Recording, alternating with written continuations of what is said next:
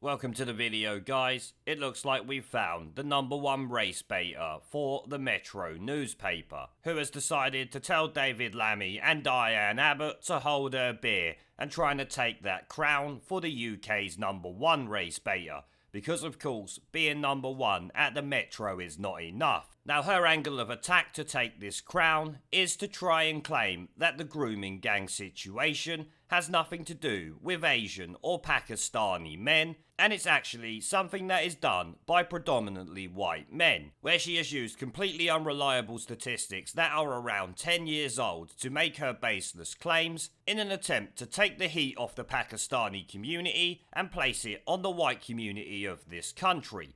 Rather than calling out the dirty animals for what they did, she essentially defends them by laying the blame elsewhere. Which, by you could see even just a few hours ago, she's posted more race baiting nonsense that we're not going to look at. You can see here, every time she's retweeted her article, which we will take a look at in a moment, the tweet has been ratioed, dramatically ratioed there, which is the one she posted herself, which we'll take a look at in a moment, along with some of the comments.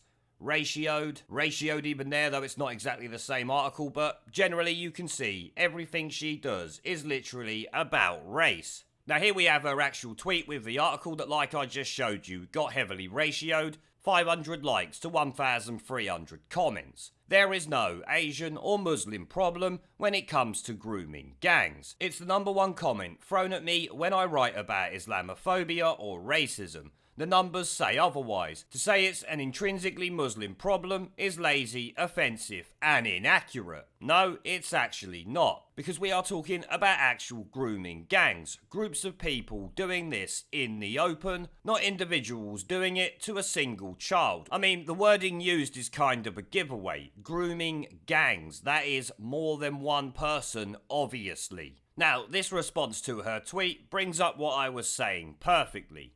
Most white paedophiles live in fear of being discovered, as the white community, and any other part of the community actually, will sort them out. Many Muslims justified their behaviour because they were white slags or non-Muslims. I find your figures very questionable. They are actual government figures, but like I said, they're 10 years old. Though he is absolutely spot on that these people try to justify it because they're just white girls, meaning it's a racial crime. Though obviously, you will never get Fanny Baker here to say that, let's be honest. And as for the figures, they are obviously questionable for the reason of, like I said, they're well out of date, but also for the fact that the police, councils and governments have been covering this up, which was pointed out in this reply by Jojo, exactly what happened in Rotherham, covered up and swept under the carpet. 1,400 girls, some as young as 12, raped, abused and pimped out. I have personal experience of it, and your dismissal of the gangs makes me physically sick. All of these people are doing this because of their cultural norms, based around, obviously, their religion, which was pointed out in this tweet with a little video accompanying it that we'll take a look at. And unfortunately, the police and local councils have been complicit in covering up this scandal. Well said. Yeah. Time and time again, they have found that British, Pakistani and Bangladeshi South Asian Muslim men like me have been involved in grooming underage white girls and targeting them in what I would describe as racially motivated sexual assault. And for fear of racism, the local politicians for fear of losing votes, and the police for fear of being sacked by those local politicians, have been hiding this situation. And of course, then it led to a national inquiry. We know that because the conclusions of the national inquiry were the same. I'm going to read to you something, because Telford could well be worse than what happened in Rotherham and Rochdale. And yet still, despite that, we have the superintendent for Telford and Wrecking, Tom Harding, saying the following. He said that what I would say is sexual offending across Telford and Wrecking is virtually identically proportionate to the breakdown of society, so it's not one particular section over others. Forgive the language, the French, but this is total BS, because he's confusing two types of sexual offences. We as Quilliam looked into this, and I'm going to come to the stats in a second. I know you've done a lot of, and you've done a lot of broadcasting. You're a real pillar in this area, I have to say. Salute what you've done. Thank you. Type 1 is the grooming of underage white girls, or any girl generally is type 1 as a category, the grooming of underage girls by gangs of men. Now, in type 1, where the grooming gangs are involved, it was found in our research that we found, I'm going to put this up on the screen for you, that 84% of those involved in type 1, which is gang grooming of underage girls, were, what it says there, South Asian. To be specific, they were Pakistani and Bangladeshi Muslims, right? Type 2, which is, I hate to use the phrase ordinary paedophilia, what we normally understand by the word paedophilia, is representative of wider society. So one statistic found it was about 87% in type 2, which was paedophiles, 87% were white. Another found 100% were white. But of course, that's not surprising because the vast majority of the country is white. What's interesting is the disproportionate figure of 84% hailing from my background. Why that's interesting is because roughly only 2% of the country are Pakistani. So sorry, Fanny Baker, what was you saying there? That is a Muslim himself who has done the research on this, pointing out the facts. 5% of the country are participating in the open grooming of white girls in massive groups together. You know, a grooming gang. But I also take it that Fanny thinks that Sajid Javid here is also racist for what he said when he initiated the grooming gang report that they have since covered up, obviously. And the sad truth is that if you look at recent high-profile convictions of gang-based child sexual exploitation, there's a majority of people that come from Pakistani heritage backgrounds. And the sad truth is that if you look at recent high-profile convictions of gang-based child sexual exploitation, there's a majority of people that come from Pakistani heritage backgrounds.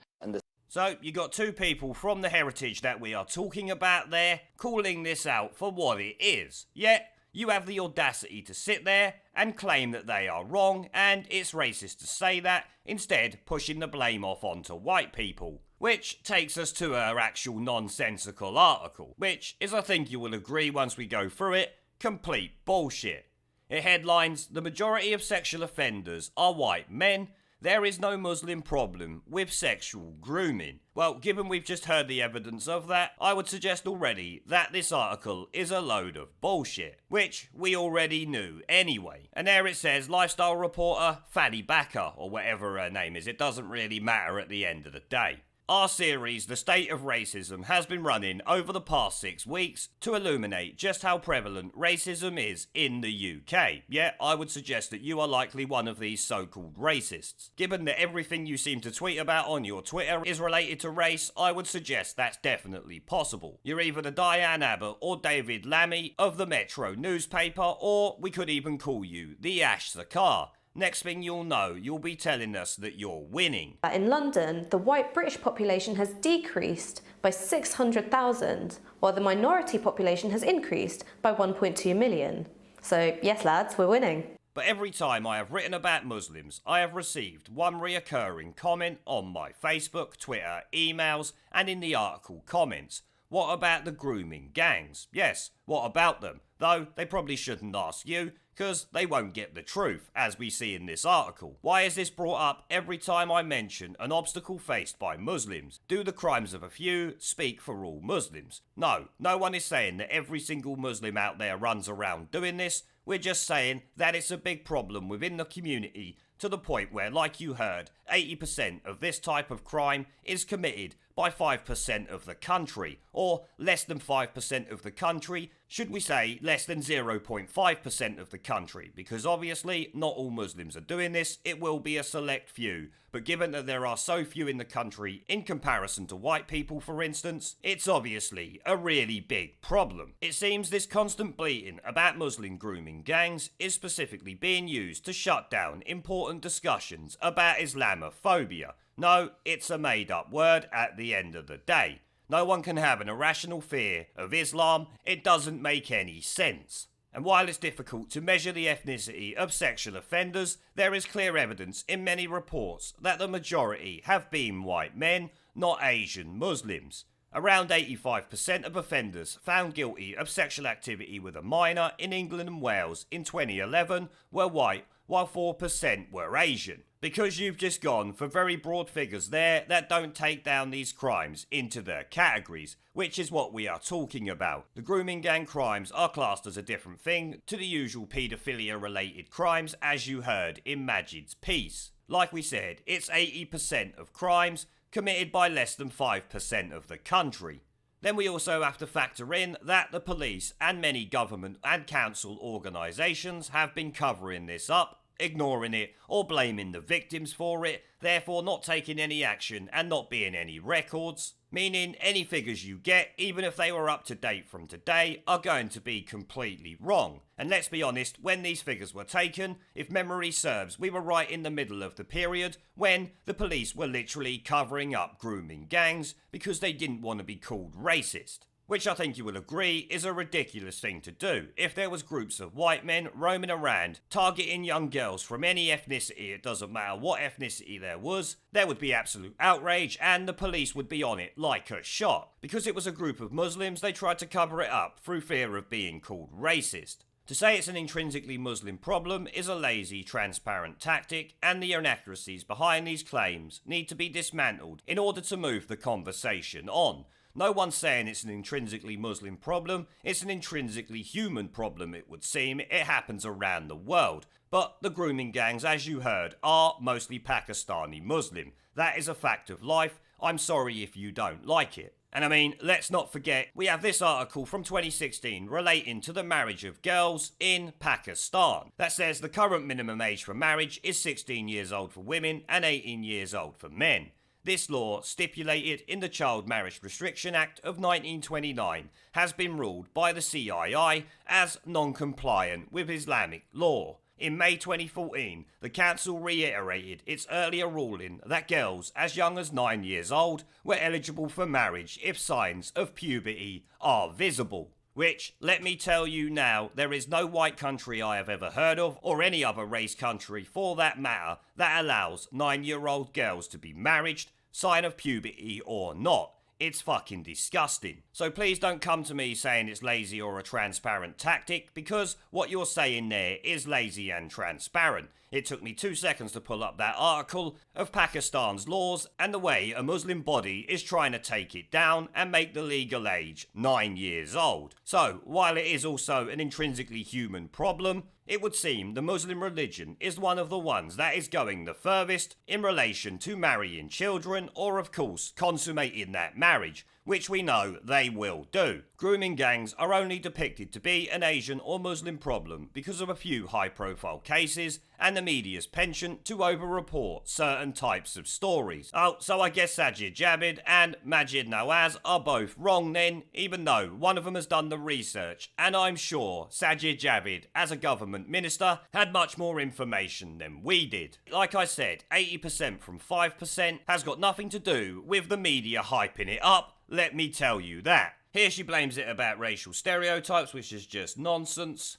Secondly, because the most oft-cited cases of sexual grooming involve white working class girls and women. That's got absolutely nothing to do with it. In the sexual exploitation cases of Rochdale and Rotherham in Yorkshire, there was extraordinary neglect against the mostly white victims aged 12 to 16. How they were treated was largely due to classism and misogyny. Oh my days. So it wasn't actually racism on the part of these Muslim grooming gangs against these white girls, it was just classism and misogyny. Can you actually believe this shit? I mean, let's be honest here, how can you call this classism when 99% of these Muslim grooming gang members would have also been part of the so-called working class themselves? So I don't see how it could be classism, and misogyny has got no meaning to these people. They come from Pakistan, for fuck's sake, and the Muslim faith, which thinks women are beneath them anyway. So misogyny is just another made up word, especially to them. But you can see here, she is essentially blaming the girls and their upbringing for the reason why they were raped, or at least it seems that way to me. The girls were from working class backgrounds, which is often thought to signify laziness or fecklessness. No, only among the woke liberals like yourself, and of course these Muslim grooming gangs, though they think ill of white people for many other reasons than laziness or fecklessness. And they suffered misogyny, no they didn't, thought to be available, a kind of oppression assigned to anyone who looks like a girl or woman and wears anything suggestive, which is once again trying to blame the girls. Consider this. Had these victims also been of Asian or Muslim descent, would the uproar be the same? Well, perhaps if we know about it, but given it's common practice for many Muslims to marry their cousins, sisters, aunties or whatever, I would say these victims are happening on the Muslim side, but of a different type of sexual exploitation, because it's likely not done by groups, it's just done by one. I've personally heard of many stories of children being married to their uncles who is like 40 years old when the girl could be under 16. So there will be many victims from Asian or Muslim descent, as you say. The uproar would be the same if anyone knew about it and it wasn't just accepted in their culture, as we all know it is. We can also ask if the perpetrators were also white, would their race be mentioned? Well, if it was a gang of white men raping Indian or Asian or Pakistani women, let me tell you something, their race would be mentioned and they would all be called racist for it. The same way these grooming gangs targeting mainly white girls is obviously because of their race and contempt for it. And here we go again with another bit of Muslim defence here. We see the same thing happen in case of terrorism, where attacks by Muslims receive 357% more press attention than when white people do it. That's because more Muslims commit terror attacks than any other race, religion or creed in the world. So I would suggest it receives more press attention because they happen more often. But you can see there, this dopey bin is a #1 race baiter, much like David Lammy and of course Diane Abbott, Ash Zakar and the rest of the liberal left-wing shitweasel media. And she finishes up there just pointing out about how Yorkshire police admitted to being reluctant to report the men due to fears of racism accusations. I've already covered that. We don't need to read the nonsense she has to say there. We can tell the type of race baiter she is,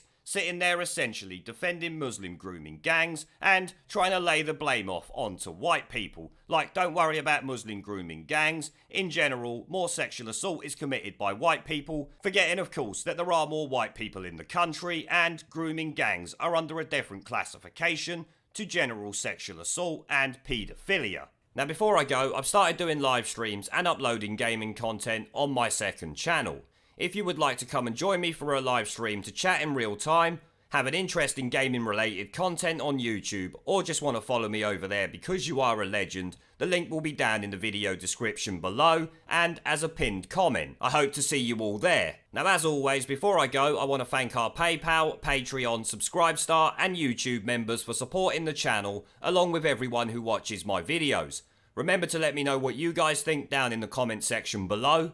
Leave a like, subscribe with the notification bell and share this video as it helps the channel a lot, and I will see you all in the next one. There is a pattern consistent throughout history of oppressed people turning on the oppressors, slaves against their owners, the peasantry against the feudal barons, colonies, Mr. Verhofstadt, against their empires, and that is why Britain is leaving. And it doesn't matter which language you use, we are going and we are glad to be going. We're off.